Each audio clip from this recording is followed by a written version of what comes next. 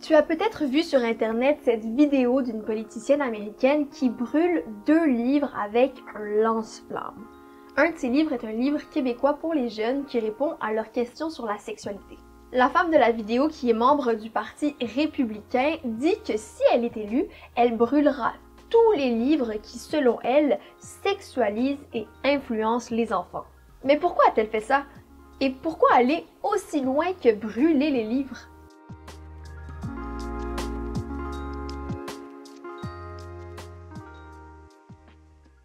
Brûler un livre, le retirer d'une bibliothèque, interdire aux gens de le lire, c'est ce qu'on appelle de la censure.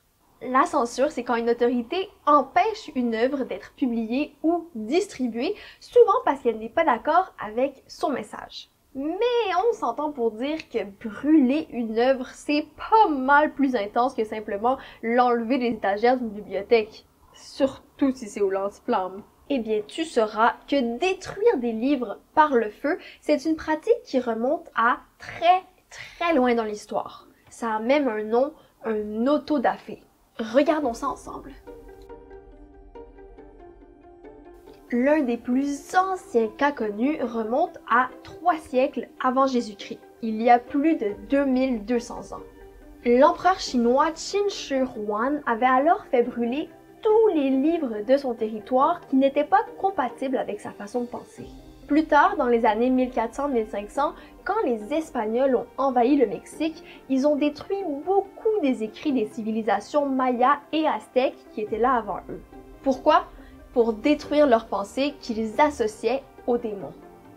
Avant et pendant la Deuxième Guerre mondiale, le régime nazi allemand a également brûlé des dizaines de milliers de livres. C'était surtout des auteurs juifs et des œuvres qui allaient contre la philosophie des nazis qui étaient visées.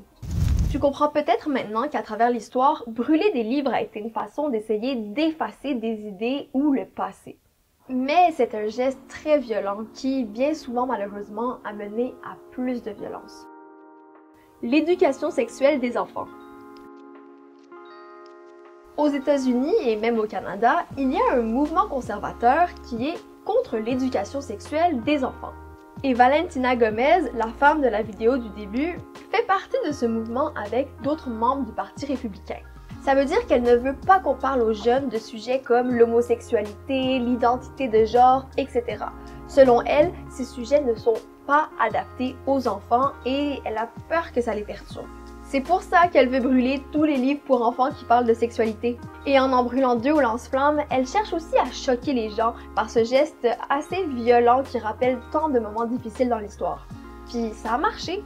Tous les médias ont parlé de cette vidéo qui a été vue sur les réseaux sociaux plusieurs millions de fois. Dis-nous ce que t'en penses toi. Est-ce que brûler des livres est une bonne façon de convaincre la population de ses idées?